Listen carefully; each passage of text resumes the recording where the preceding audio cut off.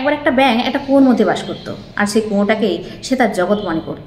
সে ভাবতো যে এই কুয়োর থেকে আর বড় কিছু থাকতেই পারে না, এই কুয়োর মধ্যে যত জল আছে এর থেকে বেশি জল আর কোথাও থাকতে পারে না, আর তার মতো বড় লাভ তো কেউ দিতেই পারে না। এই একটা অহংকার, গর্ব আর ইগো নিয়ে সে সারাদিন থাকতো।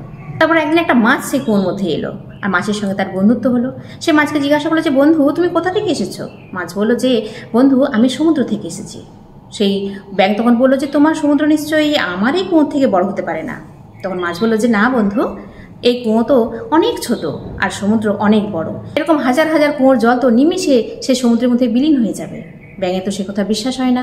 ব্যাঙ বলে যে, না, এর থেকে বড় জায়গা থাকতেই পারে না, এর থেকে বেশি জল আর কোথাও থাকতেই পারে না। তখন সে মাছ হেসে বলে যে, না বন্ধু, তুমি ভুল ভাবছো, এর থেকে অনেক বেশি জল সমুদ্রে রয়েছে। তখন সে ব্যাঙ বলল যে, হ্যাঁ থাকতে পারে হয়তো, কিন্তু আমার মতো বড় বড় লাভ নিশ্চয়ই কোনো ব্যাঙ সেখানে দিতে পারে না। তখন সেই মাছ আবারও হেসে বলল যে, না বন্ধু, সেখানে তোমার থেকে অনেক বড় বড় ব্যাঙ আছে, আর তারা অনেক বড় বড় লাভ দিয়ে সেখানে সারাদিন খেলা করে। এই কথা তো ব্যাঙের কিছুতেই বিশ্বাস হলো না, সে বিশ্বাসই করতে চায় না। তখন মাছ তাকে সেই সমুদ্রে নিয়ে গেল, আর পিঠে করে গোটা সমুদ্র তাকে ঘুরিয়ে দেখালো। এত বড় সমুদ্র, এত জল দেখে তো ব্যাঙ একবারে অবাক হয়ে গেল। সে ভাবতেই পারলো না যে তার কুয়ো থেকেও একটা কোনো বড় জায়গা থাকতে পারে। তার কুয়োর ভেতরে যা জল ছিল সেই জলের থেকেও বেশি জলে সমুদ্রে থাকতে পারে। সে যে বড় বড় লাভ দিতে পারে তার থেকেও বড় লাভ এখানেও কোনো ব্যাঙ দিতে পারে। সে সেটা বিশ্বাসই করতে পারছিল না। যখন সে নিজের চোখে দেখলো, সব কিছু বুঝতে পারলো, অনুভব করতে পারলো, তখন সে মাছকে বললো যে, বন্ধু তুমি না থাকলে আমি বুঝতেই পারতাম না, আমি জানতামই না যে আমার কুয়োর বাইরেও একটা জগৎ আছে। আমার কুয়োর বাইরের জগৎটা এত বৃহৎ হতে পারে, সেখানেও এত জল থাকতে পারে, আমার থেকেও বড় কেউ লাভ দিতে পারে, আমার থেকেও বড় কোনো ব্যাংক থাকতে পারে, আমার থেকেও বেশি কেউ কিছু করতে পারে। আমি তো এটা কোনোদিনও ভাবতেই পারিনি, আমি এটা কোনোদিন চিন্তাই করতে পারিনি। তুমি আমার চোখ খুলে দিয়েছো। তুমি না থাকলে আমি ওই ক্ষুদ্র পরিসরের মধ্যেই আমার ইগো আর অহংকারের মধ্যে সারাদিন ডুবে থাকতাম। তো বন্ধুরা, এই গল্পটা শুধুমাত্র কিন্তু ওই ব্যাঙ আর মাছের নয়, এই গল্পটা আমাদের জীবনের গল্প।